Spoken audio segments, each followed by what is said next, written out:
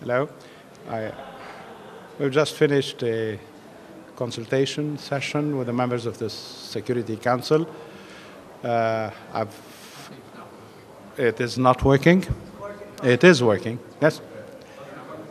I said that I briefed the Security Council this morning on Libya, and I'm sure the text of my briefing has been widely shared, and you might have had a look at it.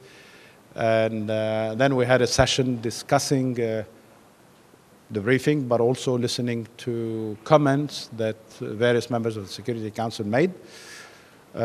Some comments had to do with the work UNSMIL is doing. Many had to do with the security situation in Libya, issues of border security, proliferation of arms. And we also discussed human rights situation, the detainees, and the political process. There were many questions addressed to me about the constitution-making process and the role the United Nations is playing in enabling this process to move forward. And I shared with the members of the Security Council the concern that many of us have about the security situation. But then at the same time, I insisted that we need not succumb to panic, to a contagious panic about conditions in Libya. The government is doing its best. The Ministry of Interior is rebuilding and reforming its police force, and the police force is intervening more swiftly than in the past. There is progress. Progress is slow, but it is real. There are security concerns. They are real. There are fears, especially in Benghazi, that the security conditions might get worse. But no matter what the fears are, the Libyan government needs our support to continue and work towards a more efficient security sector that all the Libyan people would like to see. There will be, and that was discussed during the session now, there will be in Benghazi, which is the city where many security-related problems have occurred in the last few months. There will be, on February 15th, a massive demonstration, and the basic demand of the demonstrators on February 15th would be to disarm the illegal groups of military and call for more efficient, better organized police force and law enforcement in Benghazi. So while there are serious concerns, there are many signs of hope, and we should be aware of both and sort of hold them together, sometimes in tension. Thank you. Thank you. A question about something that you said in the council. You warned about concerns that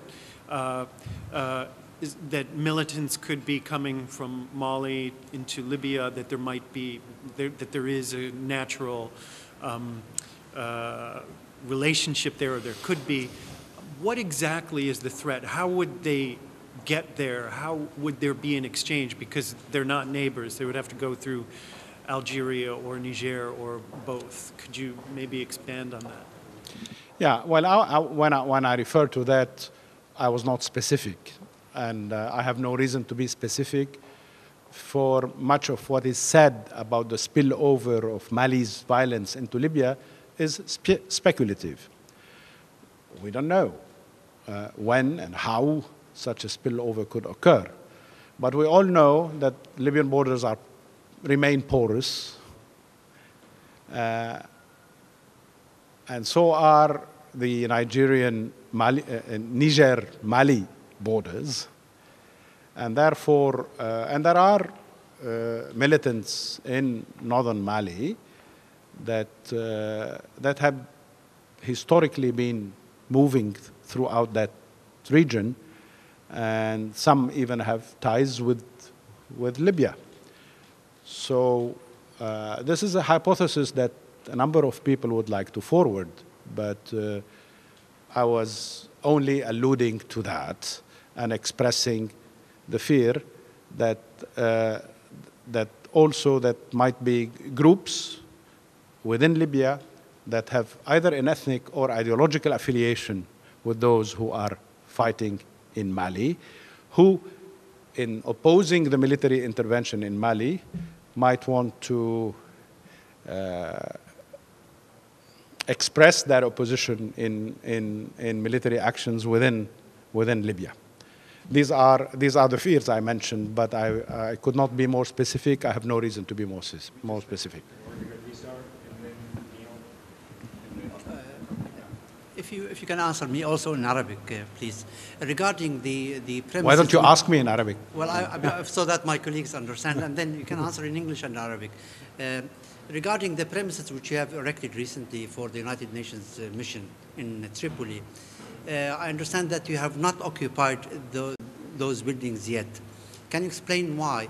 Another thing, how secure do you feel? I mean, I understand some attacks targeted your vehicles, and some attacked your headquarters there. So how secure are your staff in Tripoli? I won't make a sweeping statement about anybody's security, but we're in Libya, we're working very hard, and we try to take all the precautions we need to take, and the police is protecting us to the best of its abilities. Having said this, we've had a number of incidents, and there are investigations underway.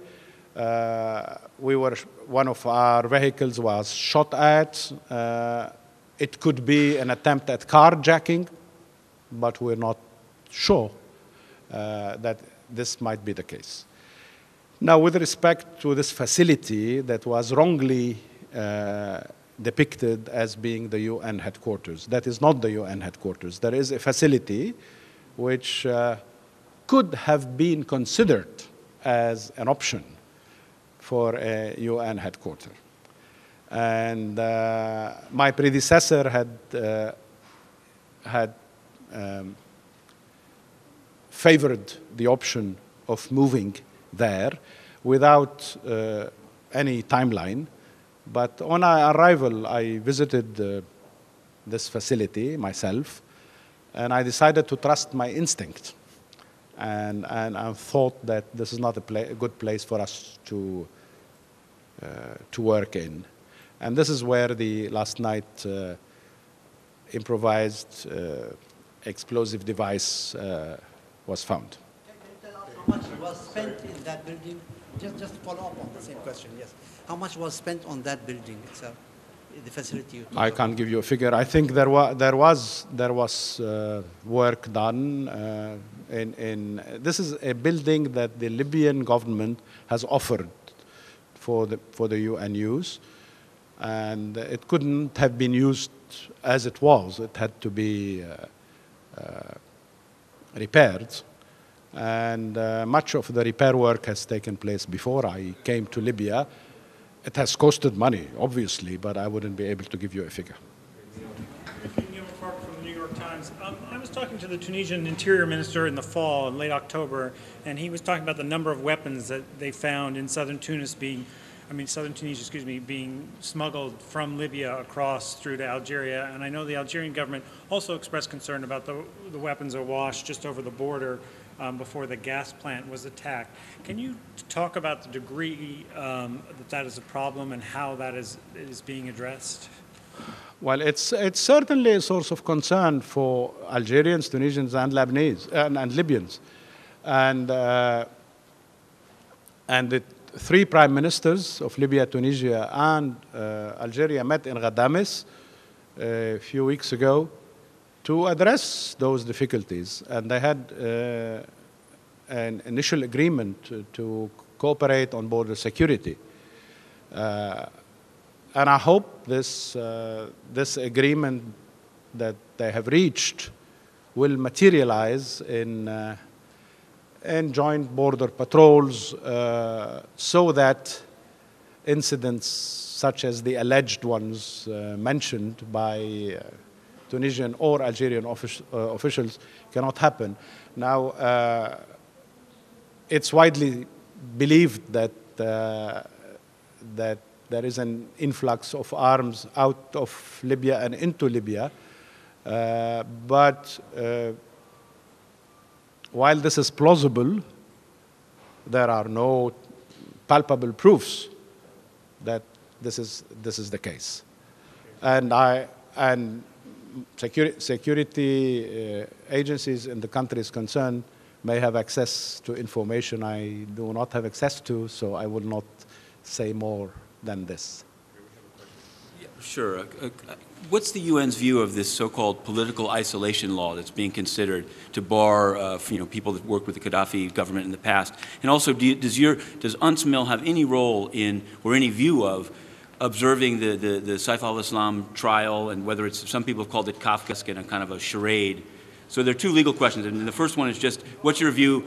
Are you providing any kind of guidance on what level of official should be barred or permissibly be barred? The so-called law on political isolation is being debated extensively now in the General National Congress. And I've had meetings with the chair and members of the committee that is working on the draft law.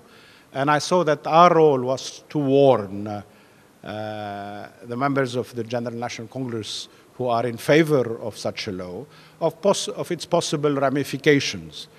And we had to draw their attention to the negative effects of the de-Baathification law in Iraq, and insist that they need to make a distinction between the misconduct of individual people and the identity of such people. No one should be sanctioned because of his or her identity, but rather because of his or her misconduct. We are at this level of principle affirmation in our discussion with the people that are drafting this law. We have no right to interfere in the legislative process in the General National Congress, and we will not. But the advice we've been giving goes along those lines. Now, with respect to the ICC, our official position had always been to support the work of ICC and encourage the Libyan authorities to cooperate with the International Criminal Court. Now, we do not interfere in the details of modes of cooperation between ICC and the Libyan authorities, but we constantly remind Libyan authorities of their obligations. When they affirm to us that there will be a fair trial for Saif al-Islam Gaddafi and for Abdullah Sanusi, it's our obligation to remind them what a fair trial means. What does this entail?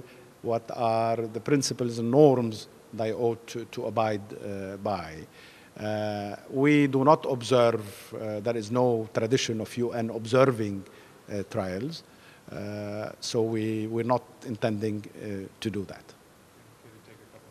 Yes?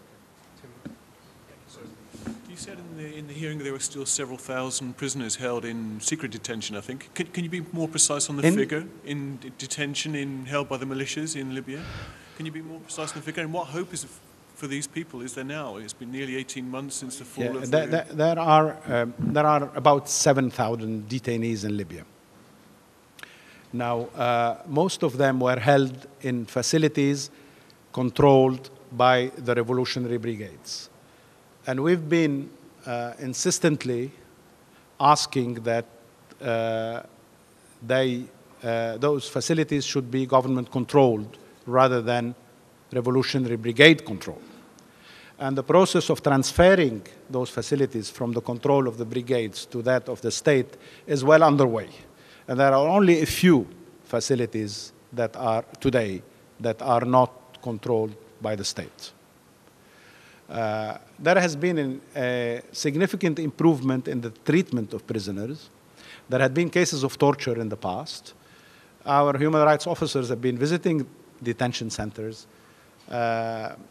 upon requests of individual families or NGOs. And we have put pressure on various ministries in Libya so that an end be put to the ill treatment of detainees. And I think we've come a long way. There's still a few cases of torture, but only a few. The conditions of imprisonment have improved significantly. But the main issue remains, in my view, that the judiciary involvement in providing a due process to those detainees is to be enhanced. The process is slow. The Office of the Prosecutor General has not been able to move on swiftly in examining all of these cases and release the detainees that ought to be released, and engage in a judiciary process those who need to be tried. So we hope, and we continue with to ask the Minister of Justice to expedite that process.